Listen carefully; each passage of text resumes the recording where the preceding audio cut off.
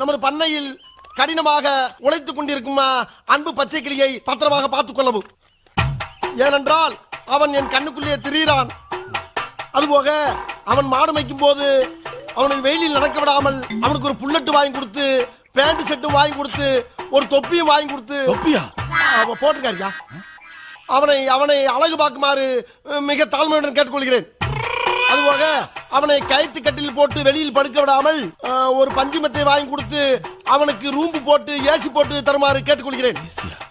இவ்வளவும் போக ஒரு முக்கிய குறிப்பு, நமது குடும்பத்துக்காக கடினமாக உழைத்துக் கொண்டிருக்கும் அந்த ஒப்பற்ற ஜீவனை நாம் பத்திரமாக பார்த்துக் கொள்ள வேண்டும். அப்பொழுதுதான் நாம் எல்லோரும் பத்திரமாக இருக்க முடியும். ஏண்டா மொத்தமே 4 வரி தான் இருக்கு. 4 வரி தான், ஆனா கூட்டெழுத்துல எழுதியிருக்காரு அவரு. கூட்டெழுத்தா?